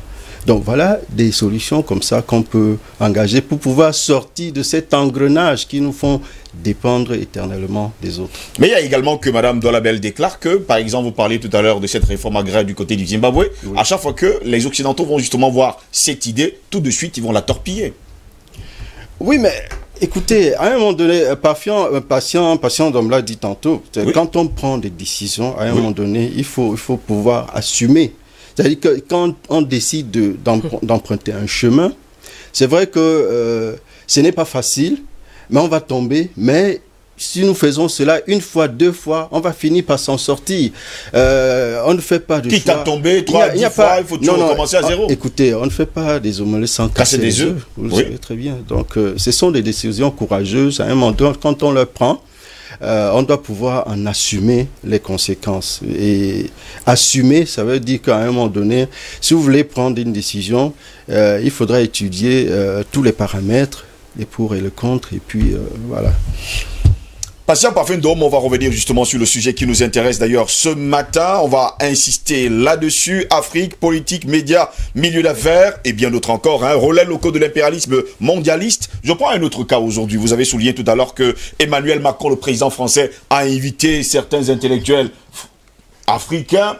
En somme également, il y avait Achille Mbembe parmi eux. Je poserai la question finalement, si on le fait aujourd'hui, on parle de milieu d'affaires, on parle justement de ces ONG, on parle de ces intellectuels. Ça signifie qu'on n'est pas encore sorti de l'auberge. Quand Emmanuel Macron prend l'initiative d'inviter des intellectuels africains à l'Élysée. Vous savez... Pour trouver des solutions aux problèmes africains.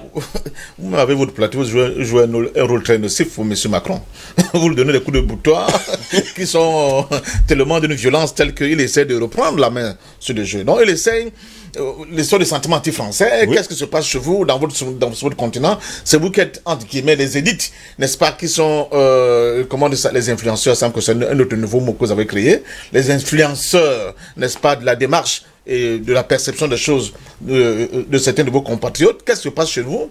Est-ce qu'on ne peut pas trouver un terrain d'entente, on ne peut pas négocier? Voilà pourquoi elle les a appelés à l'Élysée. Mais bien sûr, c'est pour essayer de se servir d'eux, n'est-ce pas, comme des bras qui vont essayer d'expliquer en réalité que la France n'est pas contre l'Afrique, mais ce n'est pas de ça que ça gêne. Donc, c'est peine perdue. Parce que la jeunesse africaine, elle est ailleurs. Elle a d'autres envies. Je ne pense pas que c'est ni M. Mabankou, ni M. Mbembe qui viendront aujourd'hui changer la perception de cette réalité-là par les jeunes africains. Ce n'est pas possible. Donc, je crois que de ce point de vue-là, Macron l'essaye.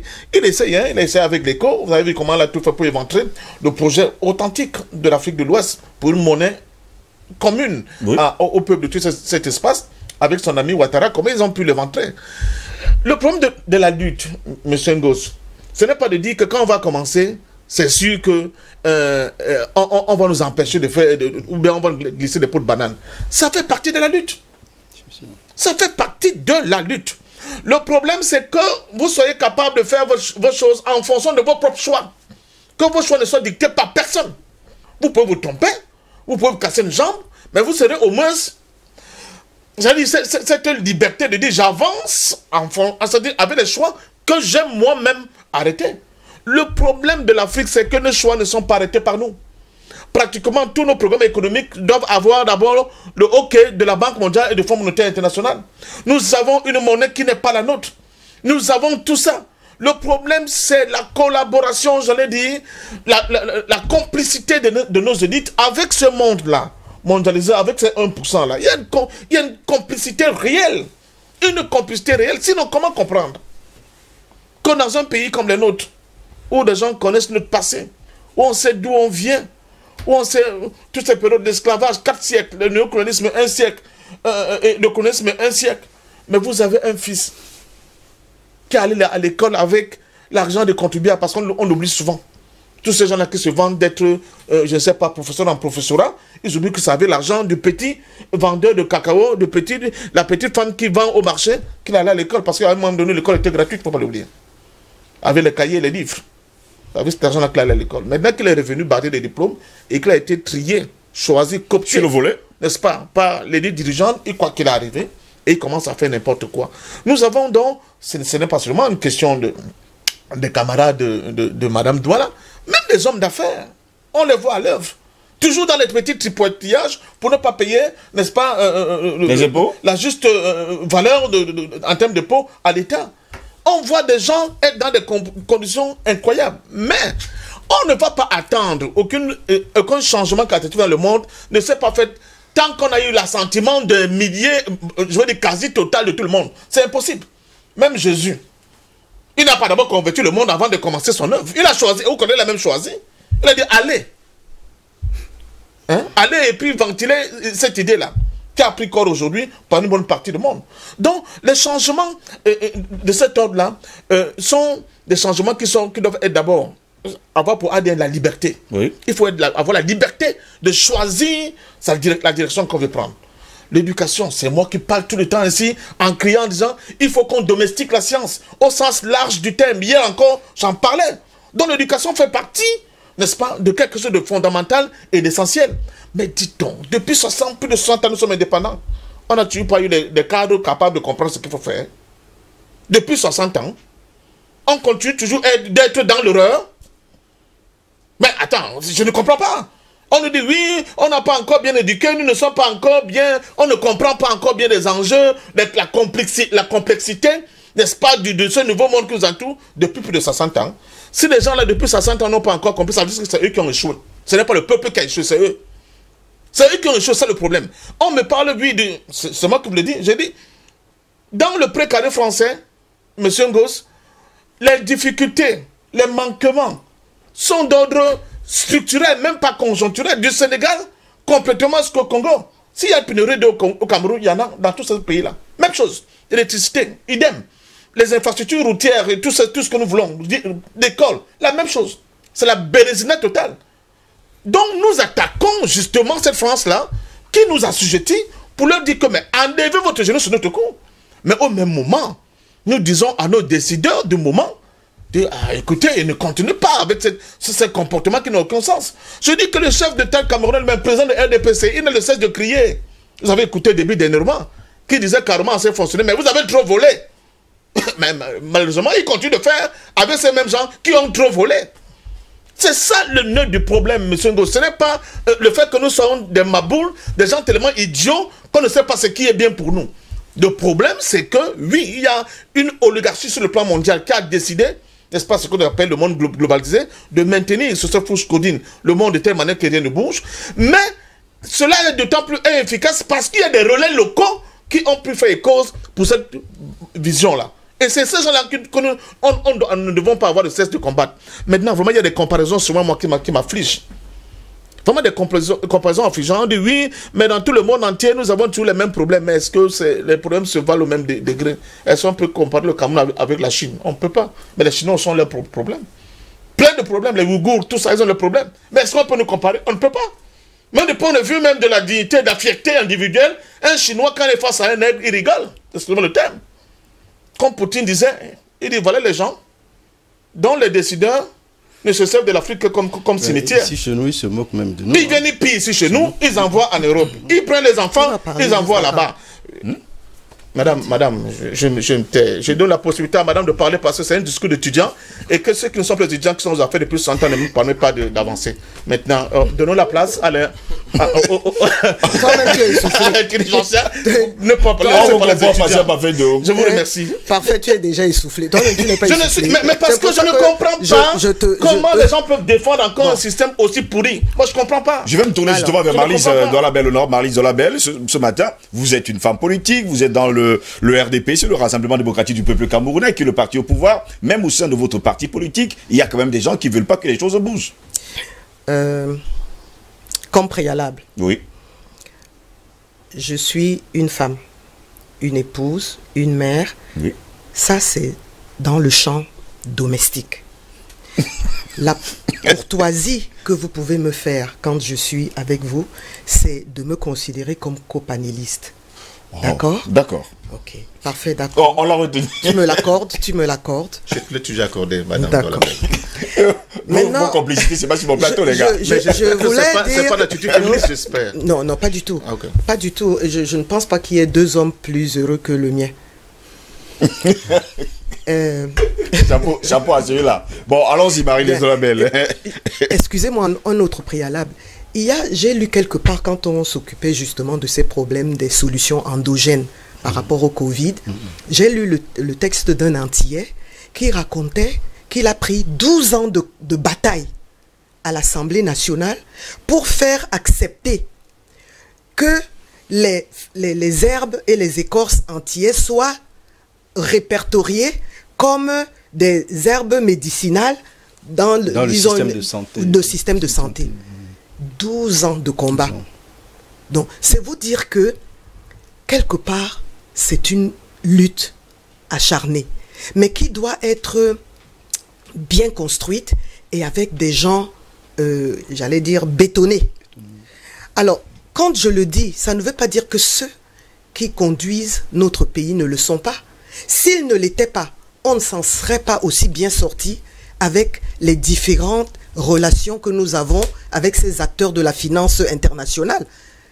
Si nous n'avions pas des ministres de l'économie, des finances que nous avons, nous n'aurons peut-être pas atteint l'achèvement du PPTE dans le même bonheur et dans le même rythme qu'il a été implémenté.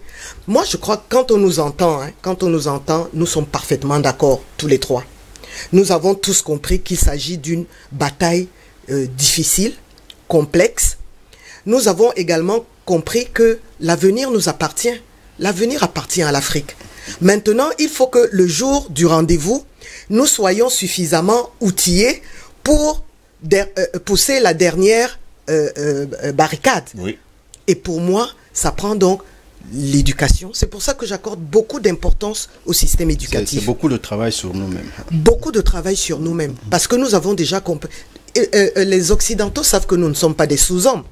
Mais pour nous contraindre et nous arracher ce qui nous appartient, pour eux, la stratégie, c'est de nous mettre dans une posture de complexer vis-à-vis d'eux. Mais de plus en plus, vous voyez bien que notre jeunesse s'insurge contre cela et veut exister en tant que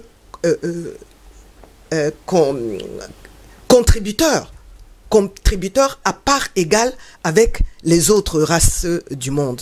Donc, je voulais dire à Parfait que mon souci, c'est d'éviter de penser que nous pouvons mener une guerre armée, une lutte armée. Oui.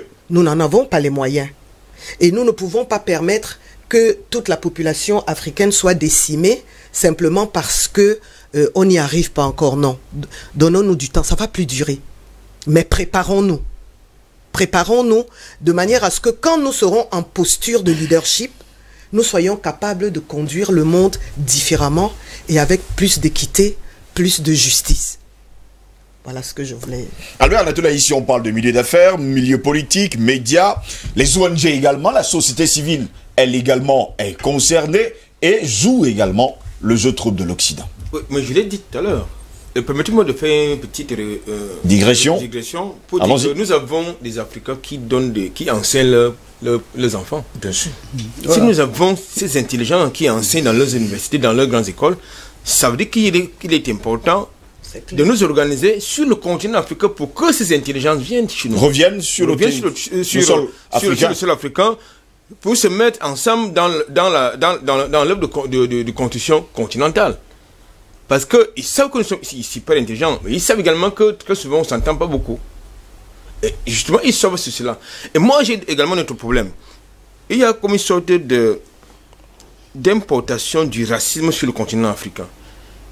Rappelez-vous, il y a une image qui a été relayée par les médias nationaux et sur les réseaux sociaux relativement au chantier des Nachtigal. Moi, cet appel-là, ça m'est resté entravé de la gorge. J'ai trouvé cela inacceptable.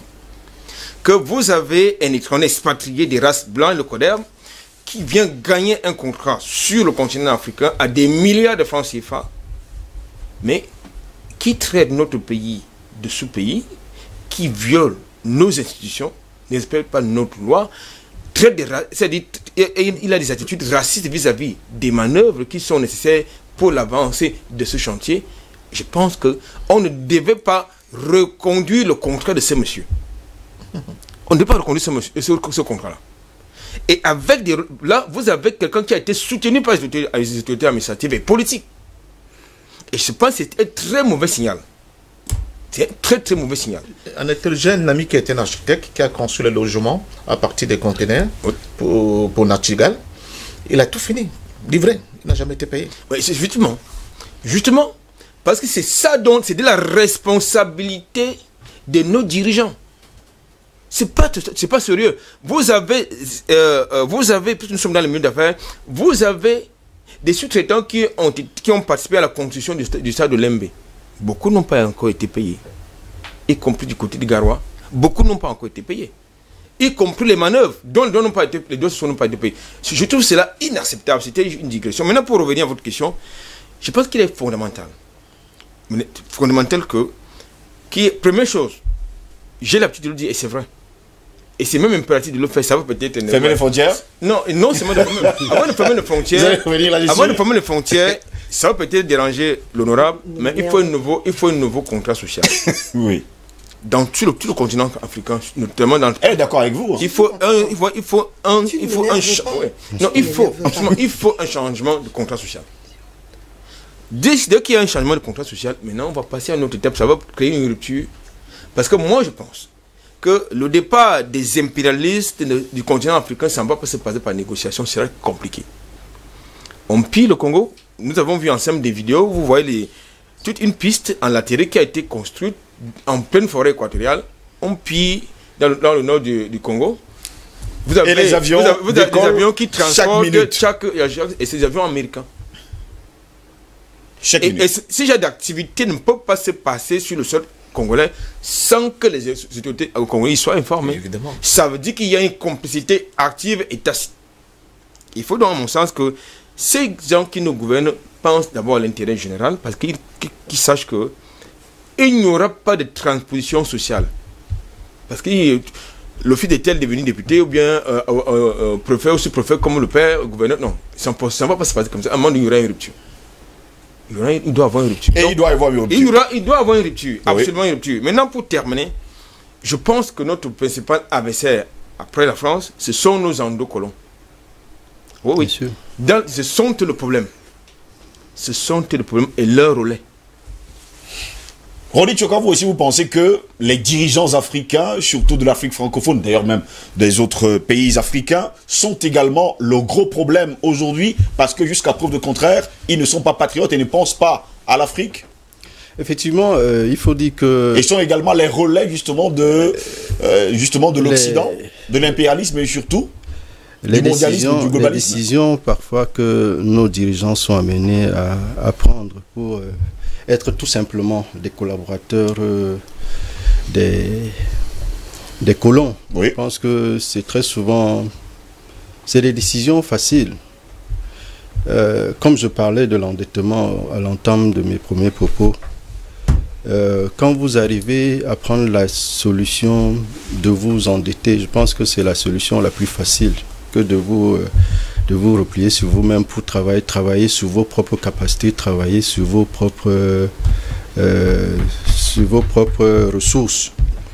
Donc, nous avons une économie déjà qui est une économie extravertie. C'est-à-dire que une économie qui, pour la plupart, si vous voyez le commerce qui se déroule, la plupart, même les commerçants, la plupart du temps, c'est des produits importés. Alors que les politiques peuvent décider d'encourager à les produits locaux, oui, des industries pour produire effectivement. Et c'est la production.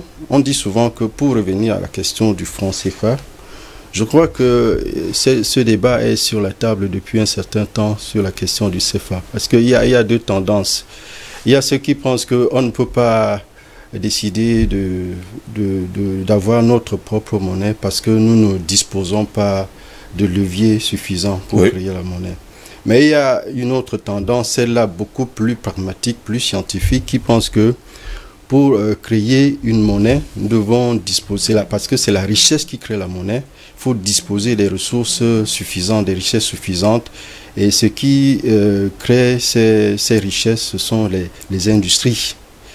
C'est que c'est l'implantation des industries qui permettent à ce que les plus-values soient dégagées, que nous soyons en mesure de créer la monnaie. Oui. Et je pense que cette thèse est beaucoup plus plausible et c'est ce qui effectivement, comme je disais que tantôt, notre économie, c'est une économie extravertie. C'est-à-dire que la plupart du temps, on achète à l'extérieur pour revendre à l'intérieur. Alors que on peut faire la solution inverse, ça te produit à l'intérieur pour revendre. Et tout ça, c'est une politique savamment conçue de haut niveau qui doit être mise en place et encouragée par les dirigeants. Les pouvoirs publics. Mais est-ce que ça va être facile? Je ne sais pas. Il commet une erreur dans son raisonnement, mais bon, on n'a pas le temps d'en discuter. Vous commencez une erreur grave. Allons-y, terminons rapidement. Je vais lire les messages de nos l'industrialisation, ça demande des financements très lourds. Que vous ne pouvez faire que si vous avez la monnaie. Vous ne pouvez pas. Et il a parlé, il a commencé par parler de la monnaie. Il a démontré vers la fin que nous ne pouvons pas avoir la monnaie parce que nous n'avons pas d'industrie. Non. nous avons une monnaie qui peut être adossée, même sur nos richesses que nous avons dans le sous-sol. Même dans l'or, on peut le faire. Donc la question de la monnaie, il faut laisser ces experts en expertise avec le connerie là. On peut créer notre propre monnaie et l'idéal pour nous, on l'a souvent exprimé, c'est qu'au moins les pays de la sous-région se mettent ensemble pour la création de cette monnaie. Nous avons de quoi pouvoir nous adosser pour avoir une monnaie qui puisse être viable. Messieurs, permettez-moi de lire le message de nos téléspectateurs ce matin. Bonjour Didier ce matin, ainsi qu'à ce riche panel concernant le débat mis sur la table ce matin. Il est clair que l'impérialisme qu'a subi l'Afrique a laissé des séquelles, mais alors les conséquences sont néfastes qui au jour d'aujourd'hui sont visibles sur le continent. Ces endocollants fabriqués par l'Occident qui ne font que reproduire au sein de leur peuple le diktat reçu de l'Occident, juste pour satisfaire leur intérêt égoïste et malsain, et tout coup pour endocollants sont permis afin de préserver leur intérêt. Les médias, les milieux d'affaires, les politiques sont à leur solde de ces bécadas qui nous écrit depuis Yaoundé, la capitale du Cameroun. Eh bien, on nous parle des 10 pays les plus riches d'Afrique en 2020 selon la Banque mondiale. En bon français, les 10 puissances économiques africaines par ordre de mérite, qu'on nous a envoyé d'ailleurs ce matin: Nigeria, Afrique du Sud, Égypte, Algérie, Maroc, Éthiopie, Kenya, Angola, Ghana, Tanzanie. Eh bien, monsieur, aucun pays de l'Afrique francophone. C'est la remarque faite. Bonjour à tout le plateau de l'IBS. L'école n'éduque pas l'enfant, plutôt instruit l'enfant. C'est elle, la famille d'aujourd'hui, qui fuit son rôle éducateur dans la société. 80% de nos parents sont des exemples dans la perdition des jeunes aujourd'hui. Le média est le canal le plus important pour éduquer. D'où j'aurais dit, on ne peut pas laisser une dame qui prétend dire qu'elle a réussi à travers la vie facile se pavaner partout comme soi-disant qu'elle est un exemple de réussite parmi les jeunes. C'est encourager cette mauvaise vie ou cette pratique. Pour moi, elle ne doit même plus passer dans un espace public et qu'on doit même sanctionner l'émission La Reine pour avoir donné son espace pour cette pratique. C'est Patrice Nguidjol, président du mouvement Debout contre la dépénalisation de l'homosexualité dans notre pays. C'est lui qui nous a écrit ce matin. Steve Ngo, c'est son panel. Bonjour, je voulais rappeler à Madame Marlise Dolabel que le mot rupture veut dire en lui violence. Parler d'une rupture intellectuelle, je suis un peu perdu. Exemple, demandons à Monsieur Macron de manière intellectuelle que nous ne voulons plus le franc CFA. Est-ce qu'il l'acceptera en douceur? Madame Dola, il faut revoir votre position. Monsieur Outou Aïfoulan à Yaoundé. Et j'allais oublier, toute violence ne signifie pas la guerre. Monsieur Outou Aïfoulan à Yaoundé qui nous a écrit, c'est un fidèle téléspectateur. Bonjour Monsieur Steve, vraiment, chapeau à vous pour ce que vous faites. Bon courage à vous et bien des choses à vos invités. C'est Sori Amadou qui nous écrit depuis le Niger ce matin. Bonjour Steve, merci encore pour ce débat qui montre votre perspicacité. La dame sur Cuba se trompe complètement. J'aimerais savoir si elle y a déjà été. Cuba est mal connu. J'y suis allé plusieurs fois et je peux vous affirmer que le problème noir-blanc ne se pose pas là-bas. Et je peux vous affirmer pourquoi Cuba ne sera jamais montré en modèle. C'est parce qu'elle donnera beaucoup d'idées aux autres pays que l'on peut vivre en autarcie, car ils ont tout pour vivre sans besoin extérieur. Ayant vécu au Canada et aux États-Unis et en France, j'ai compris que toutes les émissions faites sur Cuba, hors musique, sont que pur mensonge. Il faudrait y aller une fois pour comprendre beaucoup de choses sur le déroulement du monde actuel. Merci pour vos émissions. C'est une personne qui nous écrit depuis l'Allemagne et qui n'a pas laissé son nom. On se demande d'ailleurs pourquoi elle n'a pas laissé le nom ce matin. Bonjour Steve, moi c'est Ebo Wakarl depuis le Burkina Faso. Pour moi, la femme n'a pas raison, ne peut négocier avec les bandits qui nous ont braqués. On ne peut pas négocier. Voilà. Bonjour Steve, moi c'est... Voilà, il insiste d'ailleurs. Hein. Raison ne peut pas négocier avec les bandits qui ont braqué l'Afrique et encore négocier avec les marchands des esclaves noirs. Cette personne qui nous occupe depuis le Burkina Faso n'a non plus... Non, il s'appelle Ebo Wakarl. Je pense que c'est un Camerounais qui vit de ce côté-là. Bonjour DBS, sauf c'est également un Burkinabé. Bonjour DBS, bonjour le panel. Les endocollants sont les complices de ceux qui ont pour dessein de nous piller et détruire. Alors, à mon humble avis, il faut les accuser et les dénoncer jusqu'à ce qu'ils lâchent prise. Je salue madame la députée, mais la rupture pacifique est impensable parce que nos détracteurs ne comprennent pas ce langage. Monsieur Steve, on attend toujours les tenues traditionnelles comme promis à la députée et merci à Triple A, John Paul, le roi congolais. Merci à vous qui nous regardez depuis le Congo-Brazzaville et surtout la RD Congo. Oui, les tenues... Vous avez promis à madame? Moi, je ne l'ai pas promis, hein, je ne lui ai rien promis. Non, madame Marie, bravo à madame pour sa belle tenue africaine. Vous avez dit dit oui, vous allez le faire 3 fois par semaine. Ah oui, bon. Non, elle a insisté que je le fasse 3 fois par semaine. Mais je n'ai pas tenu. Et téléspectateurs me coupe le souffle quand même. Bon, bonne tenue en tout cas pour Madame Marie de la Belle. Elle est toujours comme ça, toujours aussi belle. Bonjour Monsieur Ngos, il y a tous vos panélistes. J'ai toujours la faiblesse de croire que lorsque la politique se mêle au business capitaliste, il y a comme un déséquilibre qui s'opère, toujours en faveur du businessman. Nous devons peut-être déjà nous demander comment un homme d'affaires dicte la conduite à suivre aux politiciens. Par analogie, on pourrait dire que l'argent est le dessus sur la souveraineté d'un peuple. Le cas du Covid est un exemple. Notre druide, Monseigneur Cléda, nous a trouvé la potion magique et le traitement qui marche très bien contre le Covid. Mais on importe des millions de doses d'AstraZeneca. Ici en Europe, dès qu'on rapporte ce vaccin, les gens sautent les fenêtres pour leur vie. C'est quoi le but, Steve? Les idées politiques doivent avoir le dessus sur les affaires et non le contraire. C'est Moto qui nous écrit depuis la Suisse ce matin. Bonjour à vous pour cette affaire d'endettement, c'est une question de décision. Le chef de l'État actuel du Ghana a décidé de ne plus contracter des prêts auprès du Fonds monétaire international et il l'a fait. Il finance le développement de son pays par les ressources du pays. Ça a été difficile au début, mais ça commence à marcher. Les autres pays doivent en prendre de la graine. C'est quelqu'un qui nous écrit depuis le Togo ce matin. Bonjour la matinale, bonjour Steve. Le problème des pays francophones est que nos dirigeants et présidents sont mentalement colonisés puisque recrutés parmi les plus médiocres et démunis. La conséquence, ils ne pensent qu'à leurs intérêts propres. Cependant, ils deviennent les bourreaux de leur propre population qui, elles, veulent une véritable indépendance. Cette personne s'appelle Bama Guaté de Logbaba Saint-Thomas. Bonjour Steve, je salue les vaillants panélistes. Question pour Monsieur Anatole. Pourquoi l'Afrique ne peut pas envisager les techniques de communication dans un système d'écriture propre à l'Afrique? C'est son interrogation. Bonjour DBS, pourquoi emmerder la maman? La maman est d'accord pour dégager les blancs en Afrique, mais de façon pacifique. Alors comprenez toujours que les mamans sont toujours pacifiques parce que c'est elles qui enfantent. Monsieur Ndom, laisse maman tranquille. C'est Kocha qui nous écrit depuis le Togo. Bon. Non, comment qu'il ait dit. Hein? Bonjour DBS, c'est le plateau. Pour ma part, tant que nous n'aurons pas des institutions fortes, nous aurons toujours ce genre de problème. Et la vie est un choix. Ceux qui sont des endocolons ont fait leur choix. C'est Edo depuis Chicago. Merci également à vous, Edo depuis Chicago, fidèles téléspectateurs. Bonjour à tous sur le plateau. Restez toujours fermes. Nous allons gagner. Mais dites à votre ministre de la Santé qu'il y a un don en lui. Il peut faire de grandes choses pour l'Afrique. Il suffit qu'il change sa mentalité. Quand je l'ai écouté dans une émission, j'ai senti en moi. Et s'il veut, il peut m'appeler, je le lui dirai. Bon, d'accord. Je ne sais pas ce que vous allez faire. En tout cas, c'est Ayi Yovogan depuis le Togo à Ave Pozo. Donc, je ne sais pas ce que vous allez faire. Je ne sais pas si vous êtes pasteur, prophète ou encore. Bon, c'est pas ce qu'il va faire avec le ministre de la Santé.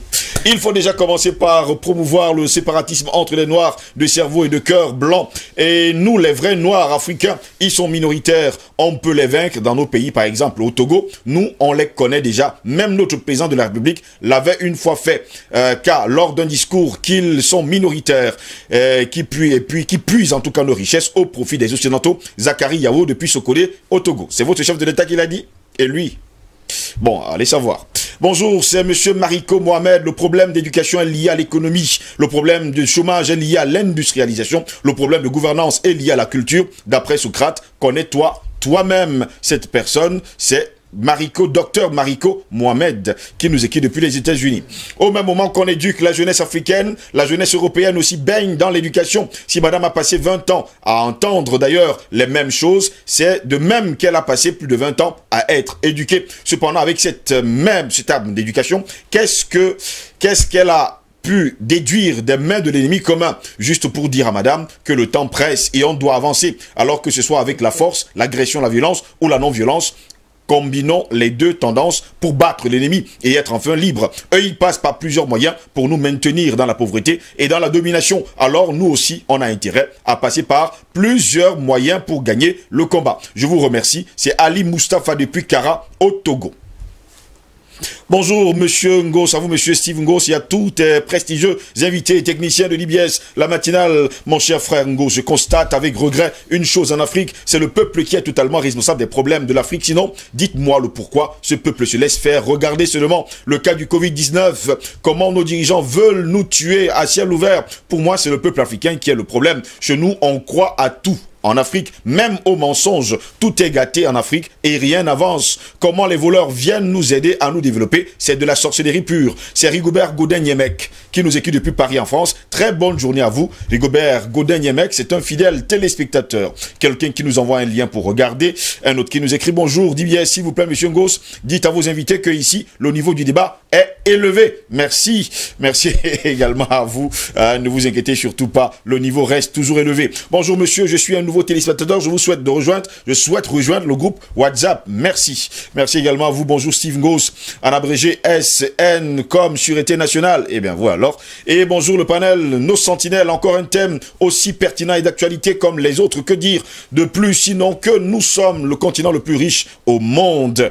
Paradoxalement, les Occidentaux continuent de nous faire croire et réciter que nous sommes pauvres. Une distraction grossière pour nous maintenir dans l'errance et la mendicité internationale. D'aucuns parmi nous s'en convainquent et s'accommodent à dessein de ce mensonge flagrant. Que faire pour en sortir? Entre autres, ils proposent, en plus de vos propositions sur le plateau, nous devons nous aimer déjà et d'abord nous-mêmes et nos États pour nous résoudre à nous dresser tous contre ces pillards ou mourir. Avec votre permission, je précise sur le thème d'hier, relatif au décès du président de Tanzanie, que les Occidentaux font tout pour obtenir l'hécatombe Covid-19 prédite en Afrique par l'OMS et ses suppôts et relais de la communauté dite internationale. À nos dirigeants de le comprendre et encourager les solutions endogènes contre lesquelles une certaine élite camerounaise des bien-pensants à la solde de l'Occident se dresse déjà. Bon courage à vous et bonne journée. Je suis Assou Laurent depuis Paris en France.